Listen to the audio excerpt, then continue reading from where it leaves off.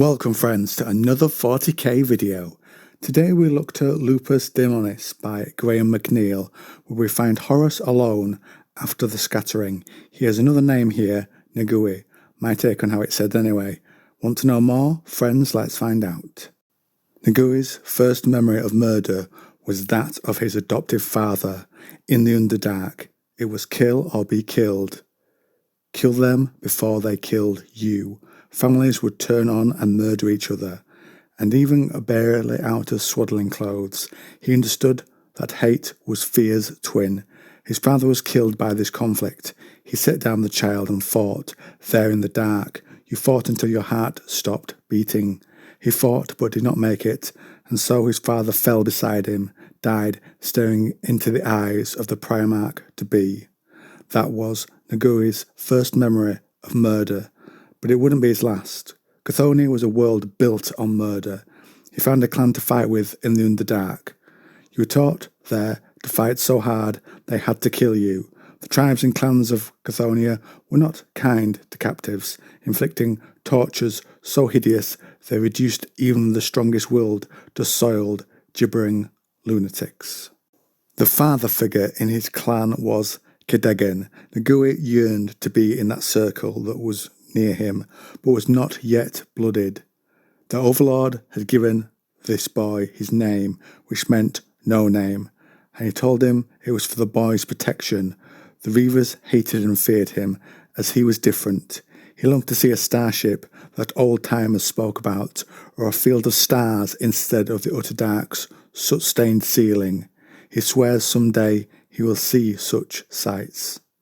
And he saw a soaring range of snow-capped mountains at the roof of the world, where a single tower pierced the clouds, and a voice called him, and he found himself facing 4 freshly blooded braves, asking why he talked to himself and seemed so far away, and we discover that none of the old braves will train this child with no name.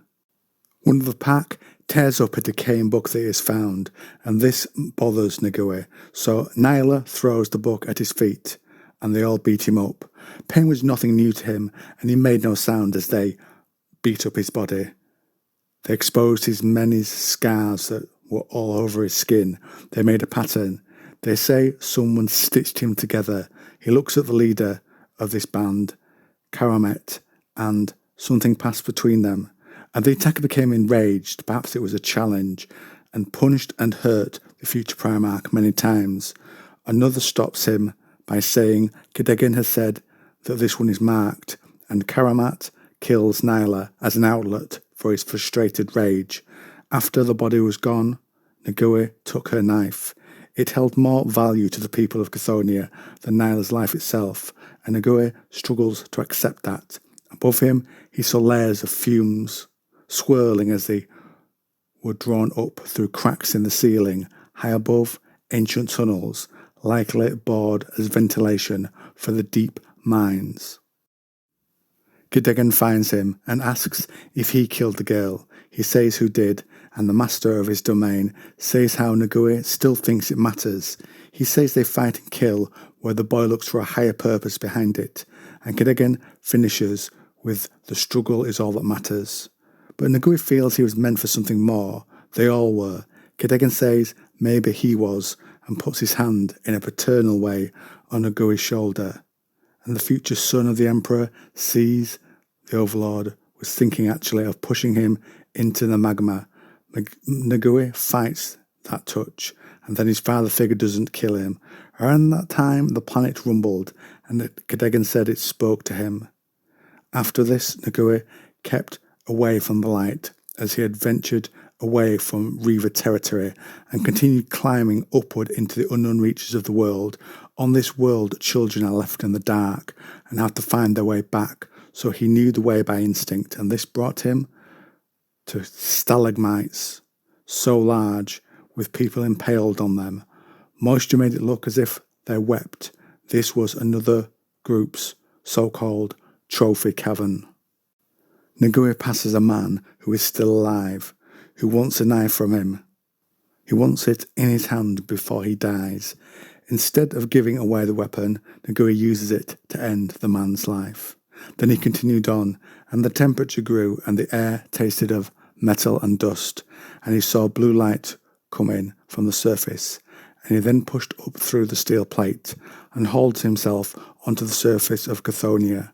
He was in the hangar, and Chthonia's cold blue star stared down at him, the heavy rads also beginning to affect him, and a wasteland was there out beyond the hangar walls, a city of smashed and toppled structures and broken mining engines and sagging towers, and it saddened him to see it, and he noticed everything on this surface world area seemed built for men scaled to the size of gods, and he did find some people here, grey-skinned men with metal arms or legs, and he knew to stay out of sight, but saw they were digging something with carved thunderbolts on the side, which jogged his mind. And as he hid, the object was taken from the ground and aboard the creature's ship, and then he was found and fired upon. He fought them with his dagger. Words of not giving up went through his mind, learned from living on this planet. And he takes the coins he wears in a cord that belonged to his father and asks for them to be placed in his eyes when he has passed away. But it causes the attack to stop. Then a figure beckoned to him, but he ran away and gave the gun he had taken, when he got back, to Cadogan. And with the person he was killed, he was now blooded. But Cadogan says it was a machine he killed, and now he brings danger on them all, and then hits Nergui. Then the roof of the cave shook, and Nergui stands at his full height, and sees now to Cadogan as the tyrant he is. Cadogan says to fight him, earn his kill name, and his blood, and he does, ending the man's life. Then something jolts into the cave, and Nergui sees Cadogan was right about the danger he brought with him, or had brought back with him. And before he passes away, the Overlord says that Nergui has a name, and whispers it to him. And with that name he looked with fresh eyes.